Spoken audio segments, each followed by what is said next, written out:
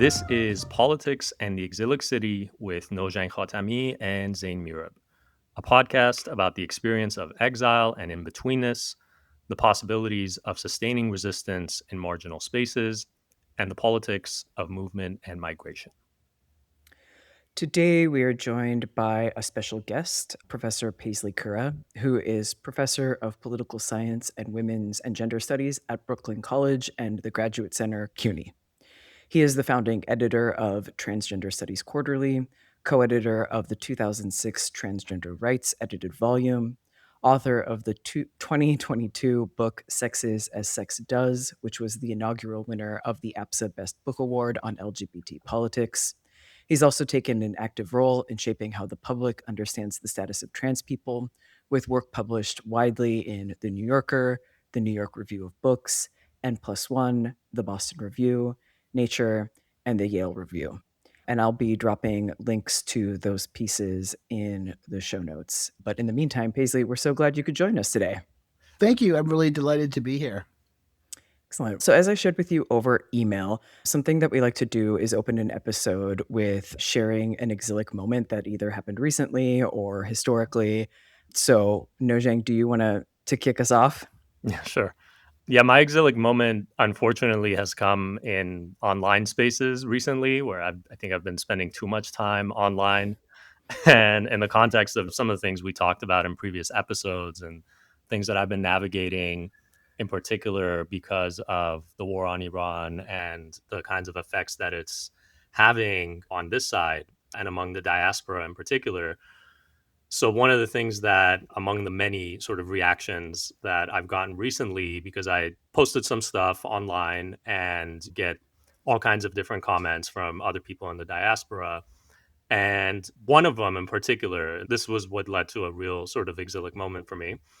One of them was especially, how would I put it, just extremely rude and insulting and just not even trying to have a conversation or a dialogue or anything like that, but just calling me all kinds of names and everything, which I'm not going to enumerate. But among those things is this notion of being a traitor somehow to your homeland, right? Because if you take a stance against the war, the idea is that you're a supporter of the Islamic Republic and everything that it does.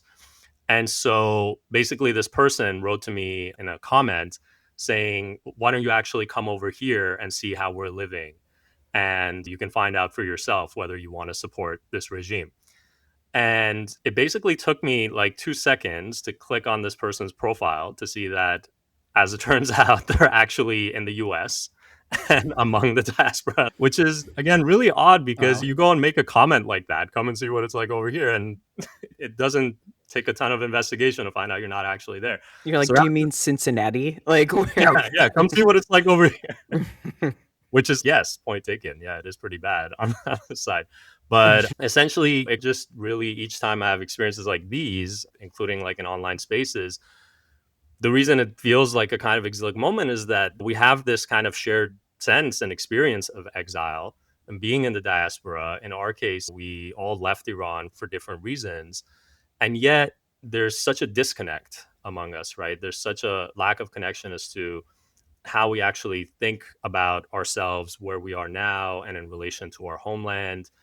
And so it's like that fragmentation, that fracture that happens in exile.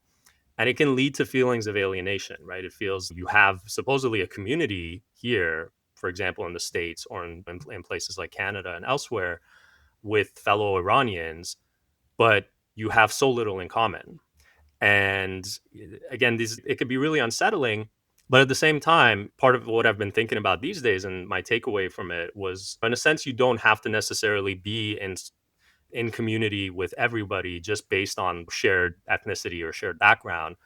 And at the same time, you can also find all kinds of people who actually you are in solidarity with. And so, just based on my recent experiences, it's actually been really beautiful to connect to people who think alike, who have similar views about, in this case, for example, what is actually happening in Iran with the war and just wanting to see a better future for our people. It actually can be very empowering, and there's another side to it, right? It's not all like this feeling of alienation. It can also lead to these these networks of solidarity as well. And so that's what I'm trying to mainly think about more these days and to focus on, rather than the more kind of unsettling feelings of exile on the other side. Yeah, that makes sense to me. Paisley, do you have one that you want to share with us? Sure. Maybe not so much one, but like maybe a couple of different moments. One was coming down here from Canada in the 1990s, going for my green card, and you would have to prove at that time that you were not a homosexual.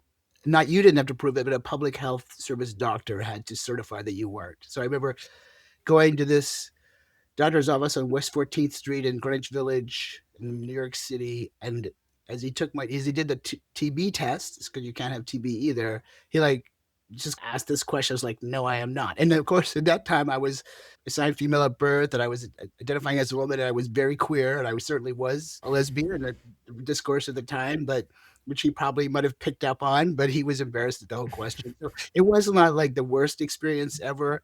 But what's interesting to me is the way I move through the world now is I have all this privilege. Like I'm white. I am what people would call a binary transgender person. And then I'm on the masculine side of things. I'm not the most masculine person. When you start to lose your hair, it really becomes like, oh, that guy's a man. I move through the world with all this kind of privilege based on gender and race. I remember when I was first transitioned, I started passing as male, like at the CUNY Graduate Center. Used to have this coffee shop on the first floor, and I started literally getting free coffee. I was like, wow, men get free coffee. That's amazing. Like it just happened to me at times. I've been playing coffee for those same women for a long time, and then they didn't recognize me and they gave me a free coffee. So that's like the insider moment. But what I've been thinking about a lot recently, obviously with the attack on transgender people that Trump is engaging in, and also people in the red states, is like privileged people like me are for the first time really feeling it. Like I have a passport that expires in 2034. So I have 8 years of having an M on my passport until that changes. And I live in a state that recognizes transgender people, but all the kind of surveillance mechanisms that are in place now, in terms of which we can talk about tracking transgender people, make me feel more vulnerable. And it harks back to what Christina Greer was saying last week, which is way people are like, whoa, this is not good. That's not a nice thing for the state to be doing. And she's, yeah, black people, this has been like what black life has been like since forever in the United States. So it find myself in that circumstance. But and the last thing about feelings of outsiderness, and this isn't something that I've really figured out, it's just unsettling, which is just being someone passing as cisgender and being in circumstances with people where they think you're cis. It's just a weird feeling. Like there's some things I do that aren't connected with my personal life or my activism or my scholarship. They're just like kayaking. And it's like going on a 10-day trip with a bunch of strangers. And I'm not going to say, oh, by the way, I don't know who they are. I don't know what the reactions are going to be, but it is this weird situation of just you fit in, but you know that you don't fit in. And then they have all these kinds of ideas and discussions. And of course, they all start talking about trans people in bathrooms in the middle of Lake Superior on a kayak trip, like why they would need to start weighing in on bathrooms. And it's just one of those kind of feelings of fitting in and not fitting in. And it's not like I want to be super normative and fit in, but I do want to like have a good time and pay attention to my safety. And I don't want to necessarily come out as trans with people I don't know, where I'm going to be like just in the wilderness with them for 10 days. So I've been thinking a little bit about that. I haven't really settled on what I think about that. So those are my exilic moments. And thinking too, like in conjunction with Nojang's, and how it can be both things at the same time. It can be this feeling of alienation, but then also on the flip side, when you find your people, something really beautiful too. Yeah, no, absolutely. Absolutely. Exactly. My exilic moment is a little bit more just like a daily sort of thing that happens when one is coded as outsider. I'm in southern France, and I was walking to the grocery store and I was waiting to cross the street. And this car slows down, and the guy in the passenger side rolls down the window and in French, "Excuse me, can you tell me where this street is?" And I don't know where the street is. So I respond in French, "I'm sorry, I don't know where the street is." And he goes, "Oh, you're not French." And I was like, "No, I'm not." And he was like, "Are you Spanish?" as he's driving away. And I'm like, what? I'm just going to the grocery store and like I'm being racially profiled. Like, what is going on right now? And I just thought it was funny because it's like, it's my accent, it's maybe my appearance, but it's like putting me in the spotlight as an outsider in southern France. And so we've had heavy exilic moments, but that's my kind of lighthearted one for this episode. Very good. That's great. Yeah. The driving away while asking in Yeah. Spanish really makes it like. Yeah, Did it really totally. know? Like, are you waiting for the answer, or are you just like you have to shout that out? I imagine the friend was like, dude, what's your problem? So let's segue to what we're talking about this episode, which is the ways that legal attacks on trans people that are currently underway at the state and federal levels create what I think of as exile, or people who are exiled within, by stripping people of their documentation or their legibility to the state in a sort of way that we don't typically think about exile.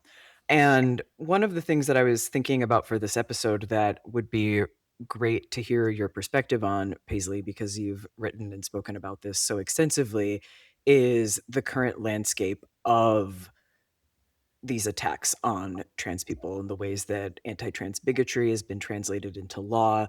I know for those of us who are affected and paying attention, this is top of mind. But for people who are paying attention to the other horrific things that are happening in this moment, it might not be so obviously immediate. And I'll give an example. When I texted Nojang about the Kansas law and the revocation of driver's licenses, he was like, whoa, this is messed up. And it was really validating to hear that from him, because I sometimes start to think I'm a little crazy. This is terrible. And it seems like people aren't really paying attention.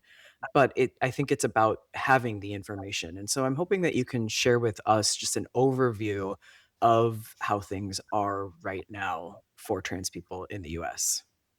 Yeah, I can certainly do that. At the state level, it's a very kind of like red state, blue state divide with some in the middle. And sometimes the red state, blue state thing doesn't accurately describe what people's lives are actually like in these states controlled by Republicans versus states controlled by Democrats. But in this particular case, around anti-trans policy, it is a stark policy difference.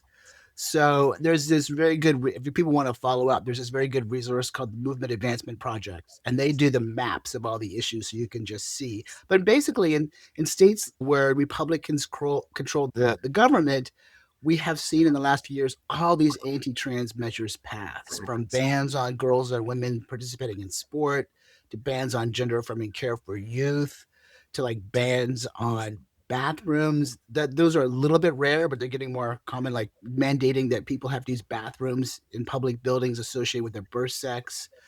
A lot of the stuff around the regulation of youth in terms of they can't get gender affirming care, but even now they can't socially transition in school. There's a New Hampshire bill that talks about like people's haircuts. Like you have to have dress in conformity with your birth sex, because Wow. otherwise people are going to socially transition.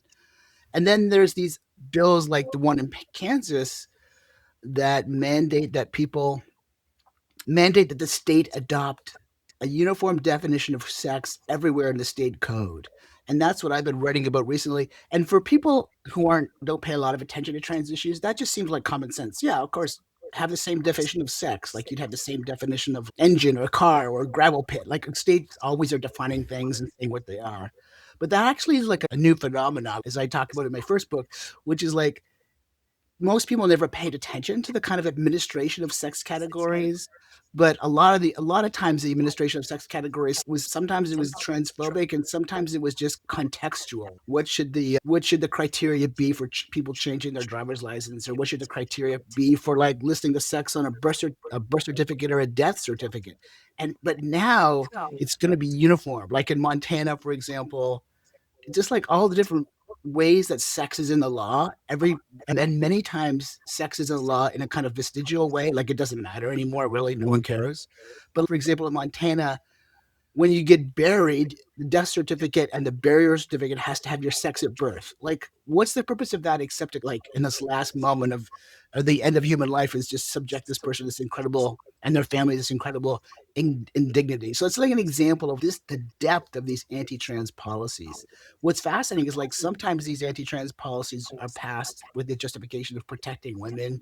Sometimes they're even called women bills of rights, and that's really problematic for so many reasons. And the idea that like dismantling the still kind of fragile civil rights of transgender people is actually going to protect women is like wrong. And there's other ways in which dismantling the civil rights of transgender people is actually a way to start to roll back the gains of like traditional liberal feminism, like equality before the law, which a lot of people aren't really getting. But in the blue states, like in New York where I live, the standard for deciding whether someone is male or female tends to be gender identity. You identify as male or female. So in blue states, the standard is very different. But what's changed with the Trump administration? Let me just backtrack. So you have this geographical division now between blue and red states. At the federal level, you have this kind of temporal pendulum from Democratic administration to Republican administration to Democratic administration. So it swings back and forth that way. But what's happening with Trump in his second administration is that he's trying to achieve what he could not achieve in his first, which is to define transgender people out of existence. So he, as people probably are aware of with Project 2025, his administration really hit the ground running and all the kind of administrative changes they wanted to make. And they were very organized in their anti-trans agenda. Within hours of his inauguration, he had this executive order ending women from gender identity extremism and restoring biological truth to the federal government.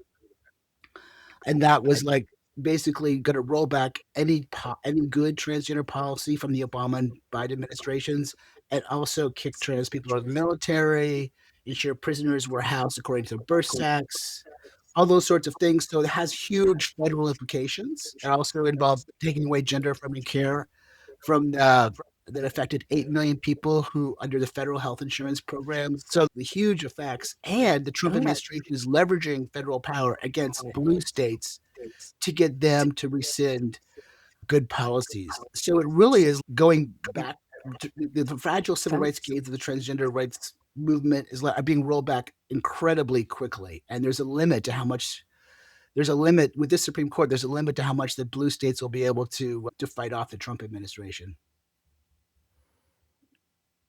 Yeah, this reminds me of something that I talk about with students. We all teach in New York City, and we have in some ways similar student bases.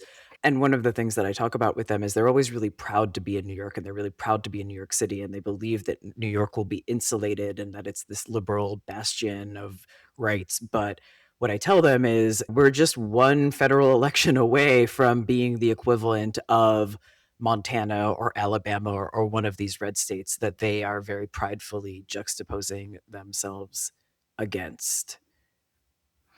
Yeah, absolutely, absolutely. And what the Trump administration has done, and it's really hard. It's really hard to keep up with the Trump administration because they are just getting so much done so fast. One really good news source is a reporter called Erin Reed, and she has this Substack called Erin in the Morning. Like you open it up and it's just a horror of what's happened the previous day, but it's a good way to keep track of what's going on. But the Trump administration is like sending letters to providers in blue states and in red states saying, we're going to cut, if you're university affiliated, we're going to cut any grant funding you get, any funding you get from the federal government if you continue to provide gender affirming care to youth. So they're using all these kind of levels of federal power, even though they want to dismantle the Department of Education, until it gets dismantled, they're using it to attack school districts that have trans inclusive policies around identity and pronouns in bathrooms and sports.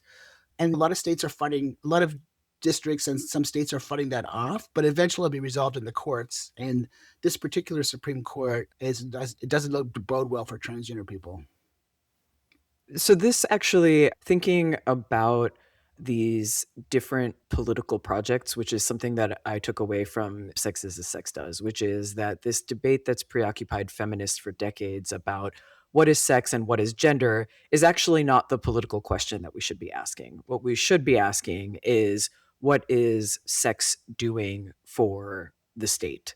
And so I'm thinking here about the passport reversals and the kind of back and forth between the Biden administration and the Trump administration and how that's been going. And I'm wondering if you can talk a little bit about why that is significant and the consequences for trans people in the short and long term.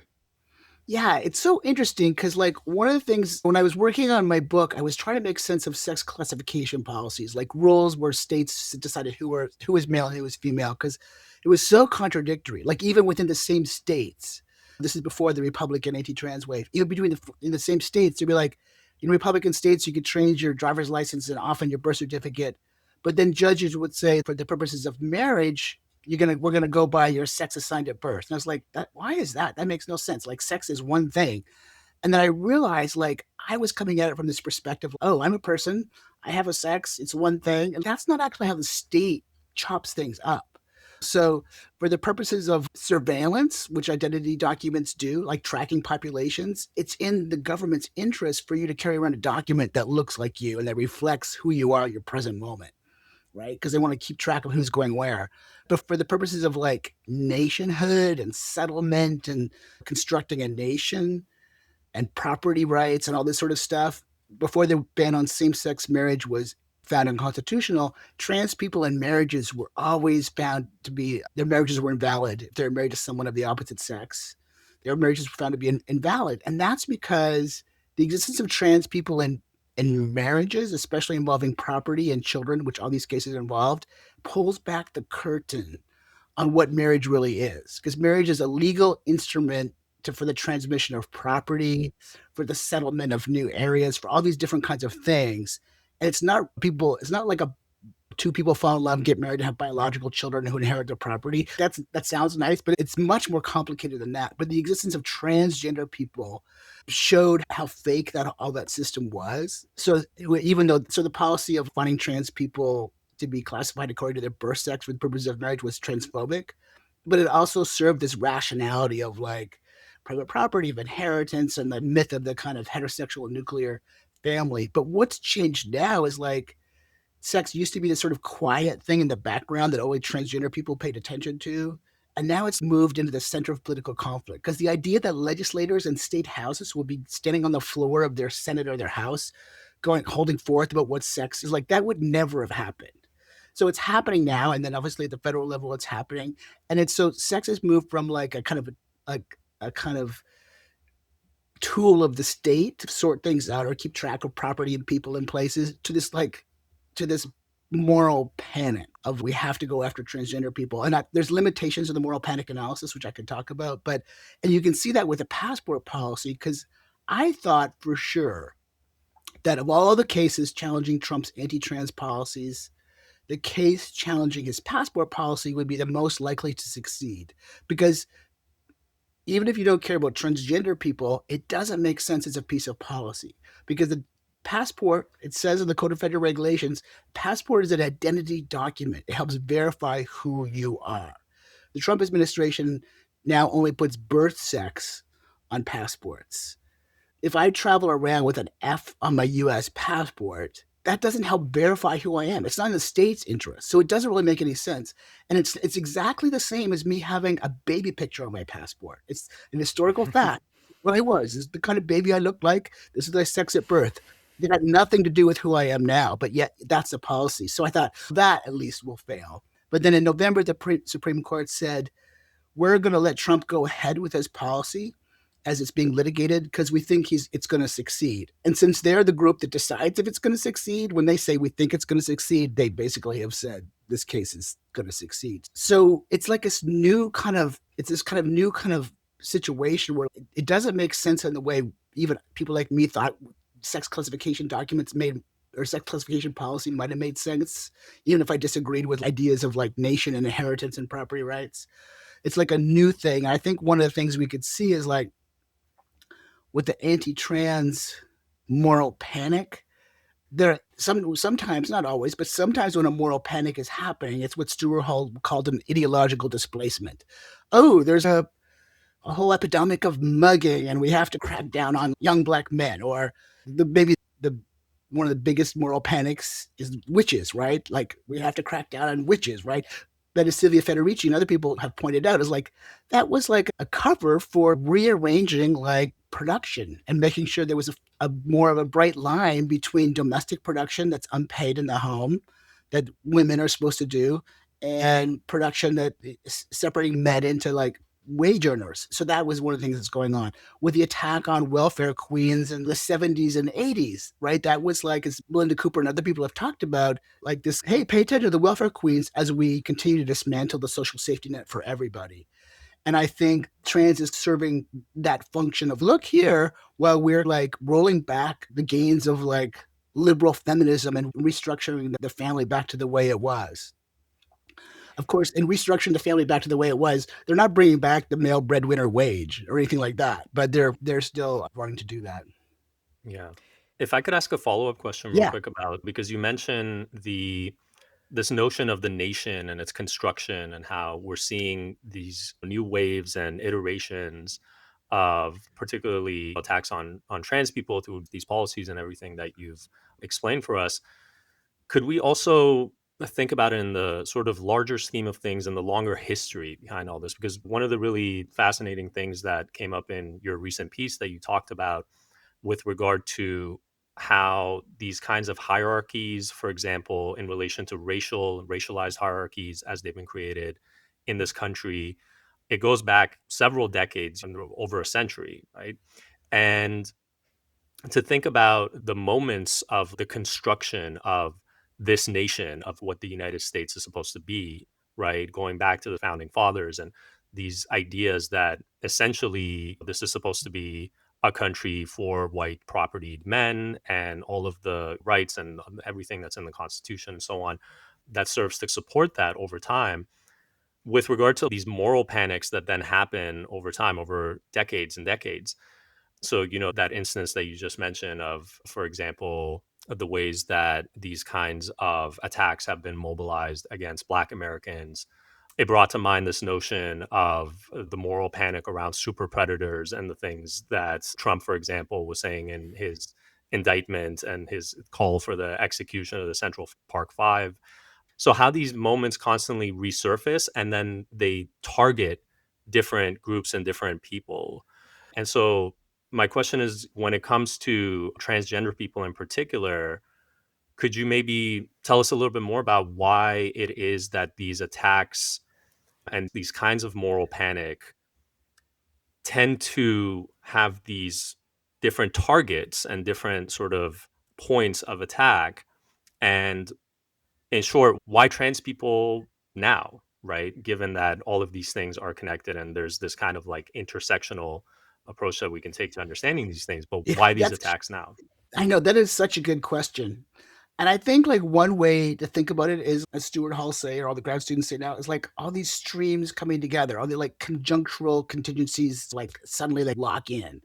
So one was the weird thing of the Supreme Court in 2015 saying, yeah, bans on same-sex marriage, not okay. So that really took away a huge, like the right wing kind of culture war machine was spending so much time on same sex marriage, public opinion was changing on it. And so then these entrepreneurial, smaller right wing groups started like testing questions, testing transgender people, like testing, literally focus grouping stuff on sports and bathrooms and gender affirming care. And they decided, oh, this is something we can focus on. And so I think there was and also transgender people had succeeded in passing some laws and getting recognized. And there was much more attention in the media. But I think there's a larger connection to like gender analysis, and I sometimes I think it was like, so I don't know if this is very helpful. I had people reading my stuff and they're like, "You're too obscure." But sometimes I think it's like a camera obscura. It's like you get the image, and it's exactly upside down when it comes out in ideology. So the camera, when you look at a camera, it's upside down, and your eye corrects it. The camera corrects it, and it's like seeing trans women as the enemy of feminism is exactly upside down because the people who say trans women are the enemy of feminism are trying to roll back feminism. I try to kind of make that argument in that piece, the New York Review of Books, which is a lot of the successes of feminism were based on separating biology from gender stereotypes. And you don't need Judith Butler, you don't need a lot of social theory. You could just go with Ginsburg. And she says men and women might have some differences, but we can't turn like those differences into self-fulfilling prophecies. We can't legislate on them. Let just people be and see how things turn out. But when you define sex by reproductive capacity, which essentially all these bills do, you're getting rid of all the stuff around gender stereotyping. You're just making women and making reproductive capacity one's destiny again. And certainly men are also defined by reproductive capacity, but saying who is female by reproductive capacity has a much greater effect on people who are assigned female at birth. Because one of the things I'm trying to point out in this new work is if you take definitions of sex based on reproductive capacity, and at the same time you have this other policy plan of outlawing abortion and contraception, you're creating a class of people who are not allowed to exit, not allowed to exit the class of female, and not allowed to have abortions. And so it creates this promise of free reproductive labor in the future. That's one of the effects of what's going on here. In relation to sex, going back to the feminist point of sex stereotyping, Justice Scalia, who's passed away and is no longer in the Supreme Court, but in 2011 he said, you know what? People are confused about this, but the Equal Protection Clause of the U.S. Constitution does not mention sex. He says governments can pass laws that say you can't discriminate against sex. That's fine. Legislators can pass those laws, but it's not in the Constitution that the state can't discriminate based on sex. And people are like, oh, he's just crazy. And then you see that kind of showing up as what a lot of people call dicta, as like little offhand comments in some of these anti-trans cases. Because the anti-trans cases are saying, the trans rights people saying, oh, this is just sex discrimination. Well, you let cisgender kids have gender-affirming care, but not transgender kids. And the courts say, no, it's not. But in some of those cases, there's justices who are right-wing have said, actually, sex isn't even in the Equal Protection Clause, so you can't make a sex discrimination claim against the state government. And that's like an outlying kind of crazy position. But I think we have to remember with the attack on abortion, which was like a 50-year project, those what are outlying kind of crazy positions now, or maybe a few years ago, slowly move back into the mainstream. And then you see these people like Curtis Yarvin or J.D. Vance and all the kind of misogynist discourse in the Republican Party and the right. It clearly, there's some people who are pretty close to power who think the 19th Amendment was a bad idea. So defining women by reproductive capacity has this twofer of fomenting a moral panic around transgender people and also laying the strategic groundwork for rolling back liberal feminism. Yeah, I mean, on the defining people assigned female at birth by their reproductive capacity, I had the misfortune of watching every state level debate over banning trans healthcare for youth. And one of the most consistent themes that comes out, and then to follow it up, because I love fun, I watched all the debates on banning mifepristone. And one of the consistent themes that united both sets of debates was this idea that, on one hand, you're protecting trans boys from destroying their reproductive capacity.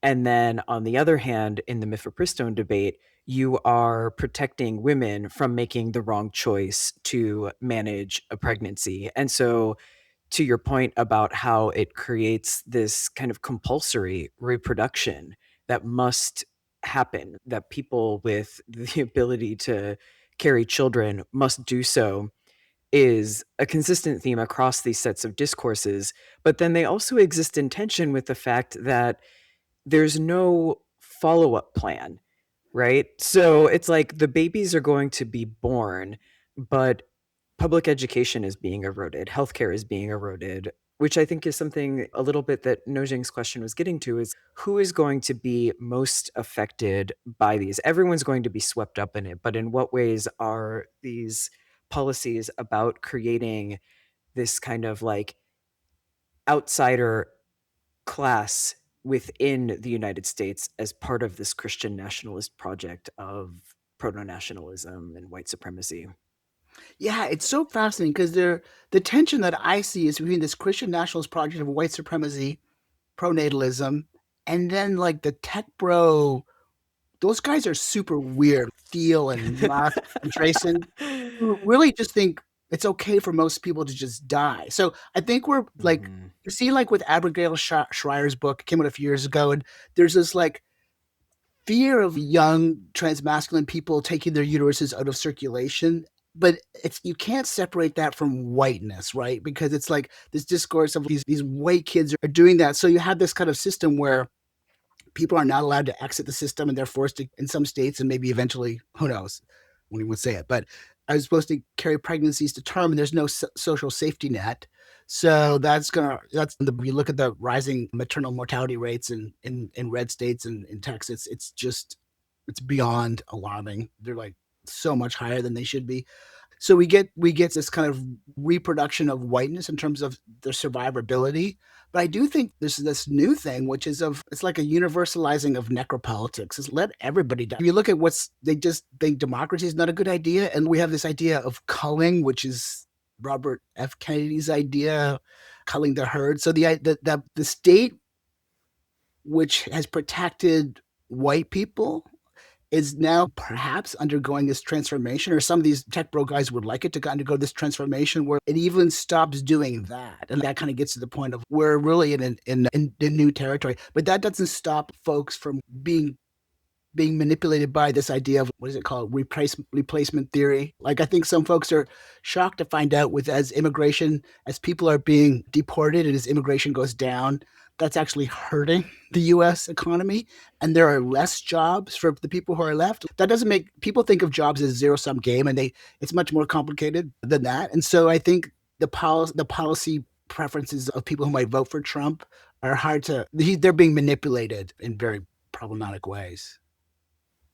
Yeah, I could not agree more. And that is you're not the first person to share that bleak vision of the tech bros idea of like survival of the fittest, which is alarming. One of the things that I was hoping to hear you talk a little bit more about is in a recent Substack post that you co-authored with Isaac Sederman.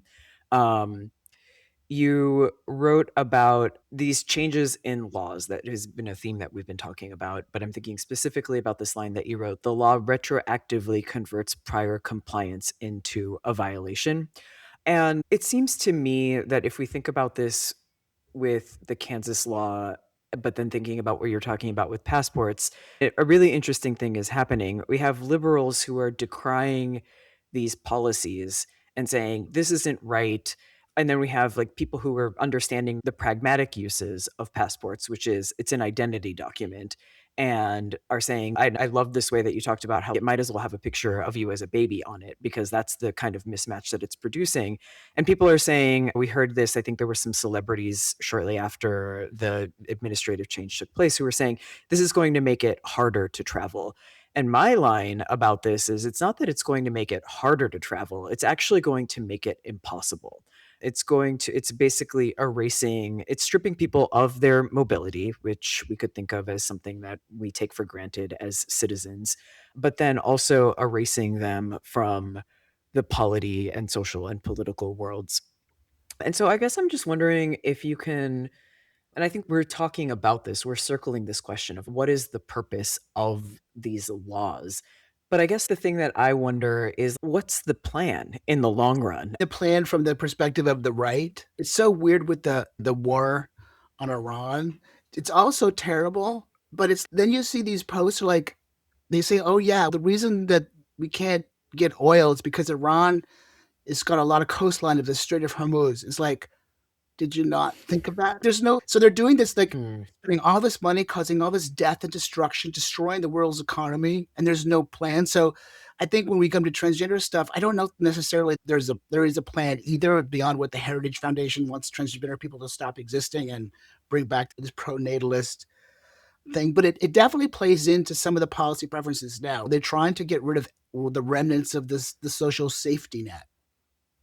And so one thing that they're doing a lot is fraud. And Isaac wrote a fabulous dissertation on administrative burden. And that's the idea that, like, some people have to have a lot more resources to file paperwork than others. And it was published on this blog called How Should We Govern? And then today's blog is really good about how the discourse of fraud in Minnesota and all these places and voting fraud becomes a way of rolling back social safety nets and then also rolling back voting rights, because there's no undocumented people voting. There's no people who are American citizens voting. It's just not a problem. But they're using that to control the elections. And I think we see the fraud discourse coming back in with trans people. In Florida, they say it's fraud to have a driver's license. It's not on your birth certificate.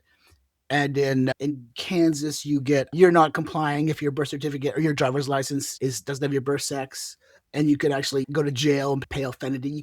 A penalty. You can't even drive to the DMV in Kansas to fix your driver's license without committing a felony. But what's fascinating in terms of the Trump administration is it says, on the one hand, it says there's no such thing as gender identity. Transgender people don't exist. Blah blah blah blah blah, as do all these state bills.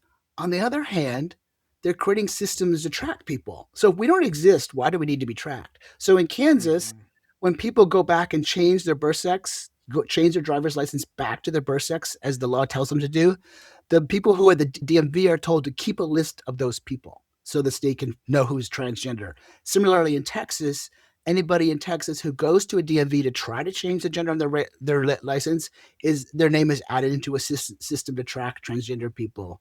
So there's this weird, we don't exist. On the other hand, we exist enough to be the target of incredibly invasive surveillance things. But getting back to the questions of traveling, for trans people, the federal passport was a really good backup if you lived in a red state, because during the Obama administration, they made it easier to change the gender on your passport. So it would be the document you could get that would have your name and your right gender on it. So you could use for employment applications or wherever you had to prove your identity. So even if it wasn't used to go to a different country, it was a backup identity document.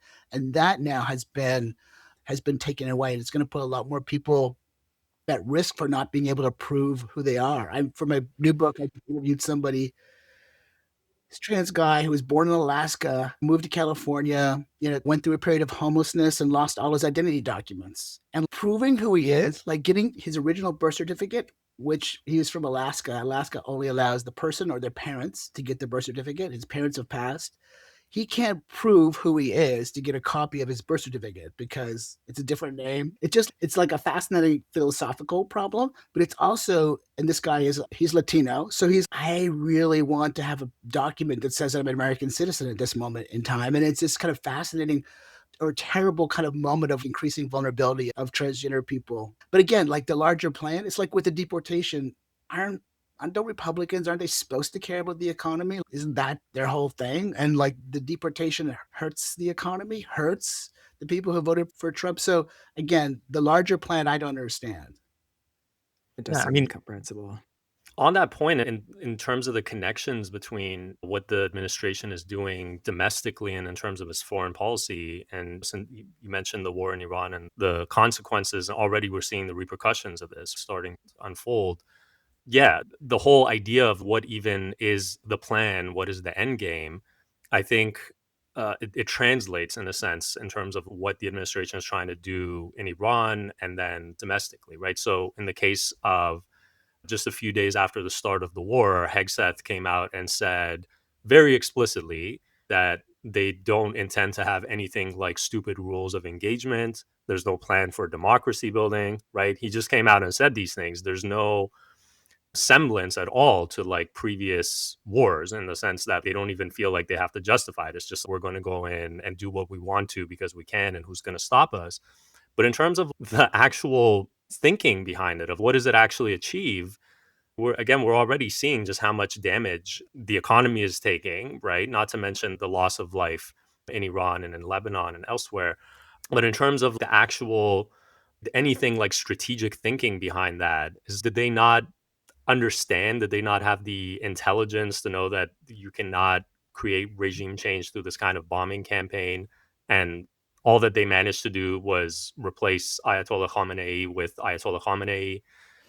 What is it actually achieving? And did they really think that it was going to benefit the United States, either in terms of its foreign policy or domestically, where now it's taking already billions of dollars each day that the war is costing? So, just to bring it back and think about what any of this is actually achieving and whether it is possible at all to if we can find anything like a silver lining in all of this, whether it's possible that as a result of these heinous policies domestically and then these disastrous policies in its foreign policy, whether the United States could be on a kind of a course for change, right? In terms of like how some of Trump's base might actually start to turn against him more, and the possibility of maybe something like a change of direction in the future. Do you see any possibilities for that? Yeah, I think I'm like Zane in this way is I'm not like a real political sciencey person in terms of polls and data and stuff, but I do follow a couple of people, G. Elliott Morris and so on, and who do a lot of polling. And it's like there's 33% of the population who will vote for Trump no matter what, but that's not enough to have him become if he was to run for a third term. But most people who voted for Trump in 2024, like were new Republican voters, wouldn't vote for him. So it looks like the midterm elections will be a disaster for the Republicans. It looks like it'll be very hard for someone to come along in 2028 and win the Republican presidency. I'm not discounting the Democrats' ability to mess things up, so they're very good at that. So, yeah, and that's why I think people are showing some concern about the fairness of elections from the left in terms of the Department of Justice's attempts to like manipulate election outcomes. But yes, it could be this the beginning of a transformational moment in the other direction. The Trump administration is so interesting to me because it doesn't even seem to care about the business class, right? Because the tariffs going after the Federal Reserve, it doesn't even seem to care about them. What Trump seems to care about is actual money in his own pockets, his family's pockets. Mhm. Like that's since Jared Kushner is over there collecting money as he negotiates. People are like bribing the Trump administration left and center. So that's that. And we see that with the Supreme Court. Like they're like letting Trump do whatever he wants until it comes to messing around with the Federal Reserve or tariffs. They're like, oh, we can't have that. You could go after all the undocumented people and trans people, but we can't mess with the Federal Reserve. Maybe that combined with people who have seen what's happening with ICE, the ICE deportations, and the very incredibly fascist police force we Yeah. seem to have, maybe that will be the beginning. I hope so. I hope so. Yeah, I think that a lot of that hinges on what I'm realizing now is the answer to the question of why is this happening and what is the plan. I do think that the anti-trans, anti-immigrant, anti-woman discourse is the glue that is holding this fragile right-wing coalition together. And as long as they can keep beating the drum, that's why Trump is always retreating to that. And he also has to throw some meat to the Heritage Foundation and these groups that are delivering voters. And yeah, the first thing he does when he is inaugurated is signs this executive order that defines sex as immutable and assigned at birth, because he's got to give some deliverable. And he also knows that he can trot these lines out as a kind of to veil the ways that he's smuggling all of this other kinds of anti-woman, anti-immigrant discourse into the mainstream. And I think that like Judith Butler talks about this in their recent book, where really it's not just in the United States too, right? It's internationally. It's being deployed in these ways to give cover to the far right. And so maybe I don't think that they actually really care about trans people and if they can move or not, or if they're going to live or not. That's very clear. But trans people have been very useful for them to accomplish those goals and to hide the economy. They can say, okay, yeah, the economy's suffering, but I did this thing that we supposedly all care about, to the point where they're talking about it on your kayaking trip. That's like astounding. That would not have happened 10 years ago, I imagine. Yeah, no, it's really fascinating. I think one of the issues is just the way people interact in the public sphere is through social media. Like we don't necessarily talk to each other. So this is a couple years old, but something like only 20% of these people surveyed, Americans surveyed, personally knew a trans person. And that's really problematic when you got Fox News running like hundreds of anti-trans pieces a month, that being bombarded constantly with that messaging. And I think, but it there's the same guy, this G. Elliott Moore's poster was writing about if you ask people questions about trans policy, there's something like a 62% divergence of what people think depending on how the question is worded. Do you think Yeah. do you think this government should allow doctors to mutilate children? No. Do you think that parents, doctors, and young people should make decisions about the best healthcare for themselves when they have gender dysphoria? Yes. So it's very subject to manipulation. And one of the main instigators in the anti-trans panic actually has been the liberal New York Times in the last few years. A few years ago, the publisher decided that trans people were not okay. And They have just gone after trans people. They've broken every possible rule of like normal objective reporting. They don't talk to transgender people. They talk to whistleblowers who work as receptionists in clinics who don't have anything to do with the cases. Like they've really gone all out against trans, and that has licensed this kind of larger anti-trans moment. I think the right was always going to be against it, but you have like suburban liberal moms, I shouldn't say suburban, they could be anywhere, but we're like worried about that. And that the liberal intelligentsia, people like Emily Bazelon, writing a big piece for the New York Times Magazine saying, oh, they're handing out puberty blockers like hormones or like candy. She couldn't find anybody to say that, but she thought it might be true. So she put it in the article anyway. So it's like really irresponsible journalism that has actually led to these terrible policies that are harming trans people and trans youth. So we can't let the liberals off the hook. And it's not just, and it really is in some sense the Times. Like a few years ago before Bezos bought it, or Bezos had a big influence, they compared the Post and the Times. And the Times was just really out there on a limb with the kind of journalism that like looked more like from a right-wing publication when it came to trans issues. So I do think that's important to note. Yeah, absolutely. And Amara Jones at the Translash podcast has done really great investigative reporting on exactly this. And I'll put the link to her podcast in the show notes as well. This is just one last note that I wanted to throw out there, and just to say that at the same time that all of this anti-trans discourse is circulating politically and in journalism, we're also seeing this really interesting focus on the supposedly plummeting testosterone rates of cis men, and how there needs to be these health centers that are established, like a chain of health centers established nationally to address plummeting testosterone levels in men, and that testosterone needs to be declassified as a controlled substance to facilitate access. So at the same time that there's this panic around trans people accessing hormones, there's also this panic about supposedly trans or cis men having not enough hormones and needing to have more. And it's interesting for me to think about how those two things exist in tension, because the basic point is that everyone is doing gender all the time, but we're really seeing it in this moment very clearly in terms of who's being foreclosed and who's being permitted access to Absolutely. the exact same compound.